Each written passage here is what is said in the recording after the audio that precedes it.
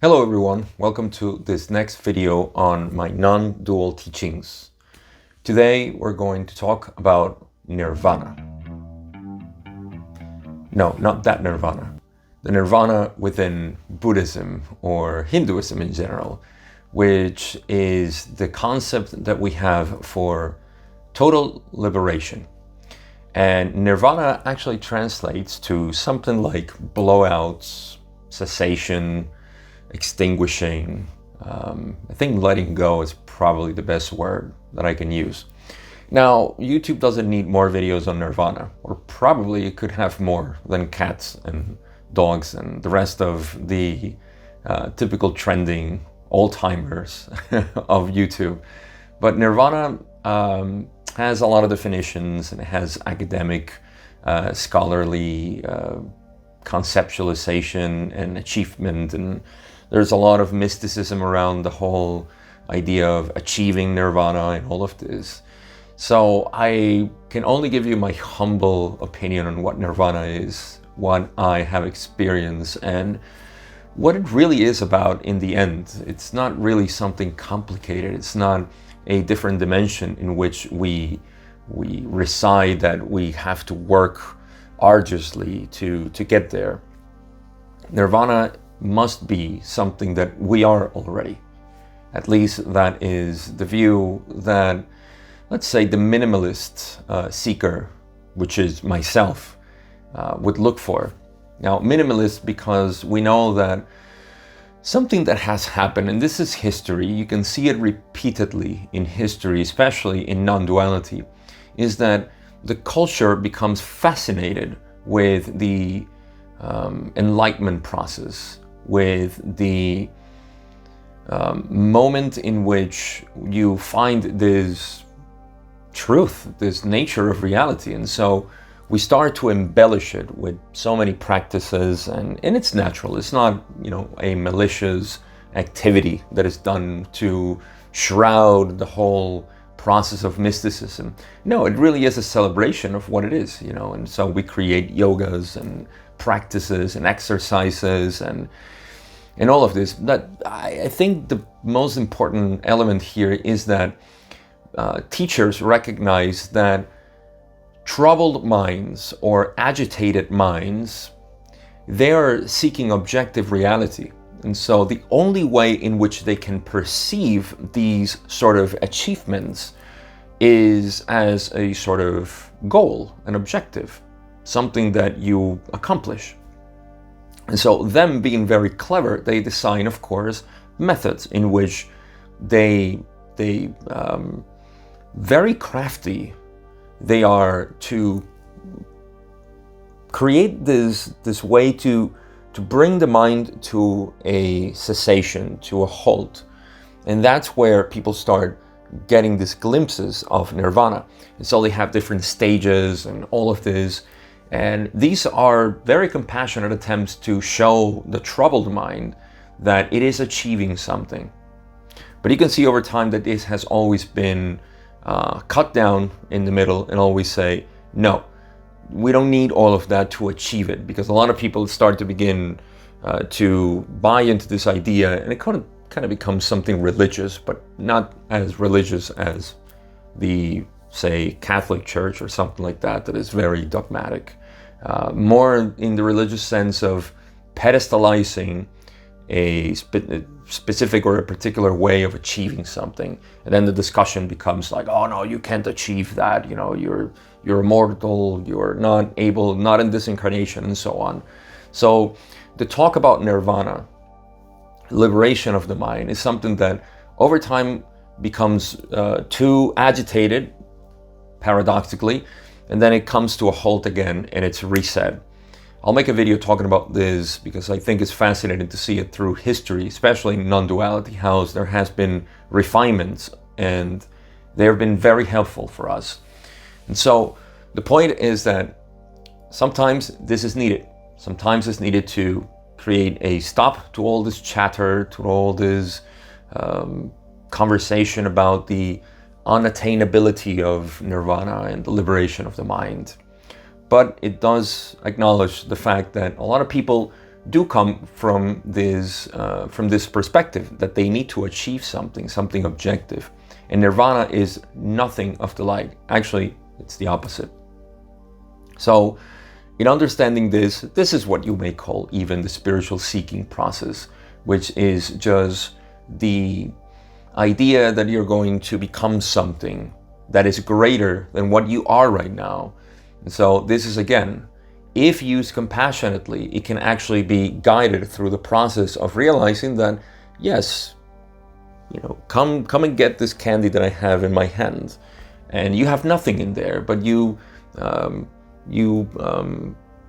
exacerbate the seeking of the person to realize that what it was trying to seek was nothing, actually, and that nothing is what we want. So, what is Nirvana? Nirvana is simply the cessation of our mental activity. So you can see that the cessation of our mental activity is what we are, because there couldn't be any mental activity if there wasn't something underlying the agitation, the movement, the activity of the mind. That's it. It's very simple. It's the cessation of our mental activity, and it sounds very simple. And I know this is what becomes sort of challenging for a lot of people, because the cessation of our mental activity depends on us letting go. That's also what Nirvana could mean, the final let go. When you let go of everything, what remains? Ask yourself a question. Your personality, what you feel you are, is simply a story that you keep telling yourself, and you add elements and you take away elements, but the story remains sort of the same, in the sense that it's a string of thoughts that you are. And so the moment we wake up, in our waking state, we enter this story. Even before waking up, you can feel coming into this reality, this tangible physical reality, that the story is starting to repeat or resume, rather, from our sleeping state or the dreaming state, depending on where we come from. And the story just takes over our day. Now, what happens if this story is not there? What happens if this activity of the mind that keeps repeating the story ends? A lot of people respond to this saying, oh, I would cease to exist. I would be nothing. I would just be a blob in the floor. I would just stay on the couch and not do anything. This is not true. This is simply not true. There is an underlying reality behind all of this story. And it's actually what's running the show.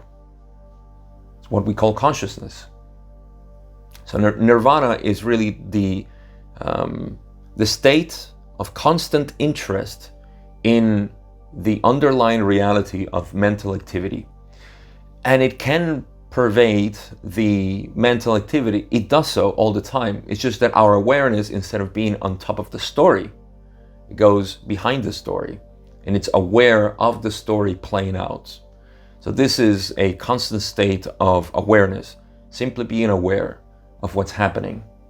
And this can be termed as well Nirvana, living in Nirvana, which is not associating yourself with the story, getting carried away by the story, and forgetting what your true nature is. So, in simple words, Nirvana is simply the interest and curiosity that we can develop of our own nature, of pure awareness. As you can see in many of these exercises, all that is being shown is that there is something behind the activity of the mind. It's actually not behind the activity of the mind, just like the screen is not behind the movie. It is the movie. You see, it's the same thing. But as a initial step, this is what we find out. We find out that there is something that is the nature of our thoughts, and that is consciousness, that is awareness. So, Nirvana is not something that is achieved. It's something that we are. Nirvana is not something that must be worked by some sort of practice in specific. What we call meditation is a non-practice, actually, if you think about it. When we can call it contemplation too. How much effort does it take for you to get lost in contemplation in nature? What is the activity? What is the exercise? What is the movement that you do? What kind of physical state and mental state did you have to get into? No, it's just the simple cessation of it. And you can even see that everything is still running. You weren't lost. Now, naturally, what happens is that out of contemplation, when we come out of contemplation, a lot of people feel like, oh my God, I don't know where I was. I got lost. Now, the I that is talking is, of course, the separate self or the ego, who needs always mental activity to feel that it's doing something, to be owning the story. That's the character. But you can see that the character can actually be absent and you will still be there. So who are you? That's the big question. So Nirvana, again, just to give another Buddhist term, Nirvana is the third noble truth, which actually is a video that I'll make in the next couple of weeks. But this noble truth, what it's telling us is that there is also, as they say, a cessation of dukkha, frustration. You see, dukkha, as I explained in my video, dukkha is this frustration. It's a disappointment of trying to do the impossible. So nirvana is the opposite of it. That is the third noble truth, dukkha being the first one. So Nirvana is telling us that there is a way and there is a cure for this ailment that we call suffering, that we call frustration, disappointment. And you can see in direct contrast that dukkha is trying to do the impossible, trying to identify or grasp at that which is not. So on the opposite side, nirvana must be staying with what is true, staying with what's real. And that's what we call the permanent self. That is what I have described so far as awareness, what is behind the thoughts, so to speak. So our interest in reality, in true reality, is really what starts to create this different view, a true view, which is really what the fourth noble truth is about, the Eightfold Path and all of its right and true views. But you see, another thing that probably needs to be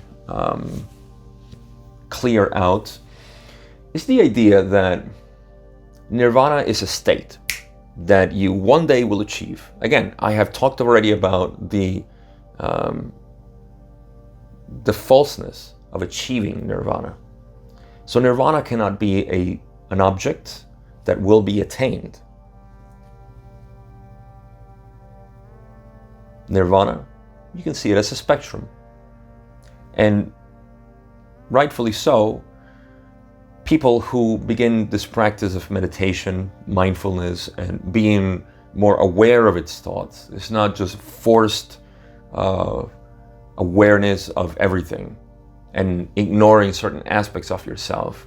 This is what in the raw material we talk about negating the lower energy centers, not paying attention to the ego. No, I just don't pay attention to that.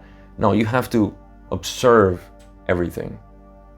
It's the forest love and light for everybody, despite my own griefs and angers and sadness and all my problems with the world, which is very prevalent in the spiritual society nowadays, that we need to force to be compassionate, loving, and caring, because that's the way in which I will achieve this spiritual golden nugget, the trophy of the universe. We have a lot of this, and nirvana is not this achievement. So it's a spectrum, and that spectrum is seen gradually as you get interested in your own awareness, in your own self, because that's really what it is. You are awareness. So become interested in what you are. For a lot of people, this may sound like something, I don't want to do that because that just leaves me, the ego, dead. I can't do anything. But that's the challenge. If you want to add some sort of challenge to this, just to observe how the ego complains, how the character that is navigating and owning the story complains.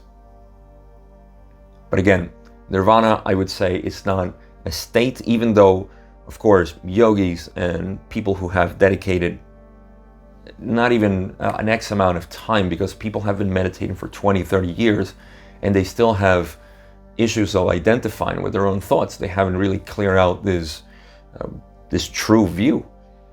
So it's not even an amount of incarnations of anything. It's just that moment of enlightenment when you see, this is what I am. And from there you begin to see, and the process is gradual. The dissolution of the ego is not something that happens in one day because you were enlightened.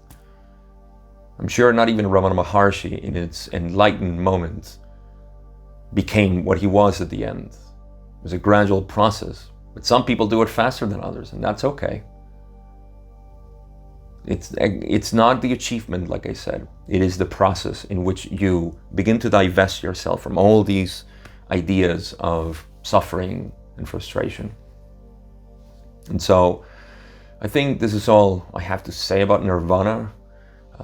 Trying to demystify it from the definitions that we have about it and all of this.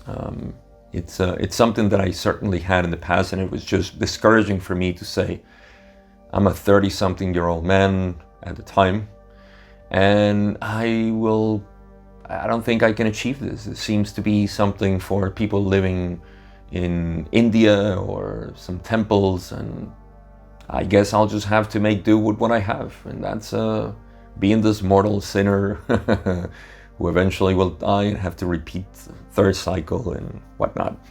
It's there's a lot of confusion around this, and I guess it needs to be talked a lot more from different angles, and to explain that it is not this mystical thing that is achieved after so many incarnations, and you don't know how many incarnations you have had and what's your past, and better do regressions and do all this past incarnation reviews. Too much. All you need to do is stay quiet, observe your mind, and feel what it is to be yourself. That's it. So that's all I got today. I appreciate you for listening, for checking this out. I hope this was helpful for you. And in the next video, I'll talk about Maya, the illusion. What do we have there? What do we talk about when we say the world is an illusion? That's another misconception that we have. So we'll check it out in the next video. I appreciate you being there. Thank you again. I'll see you in the next video.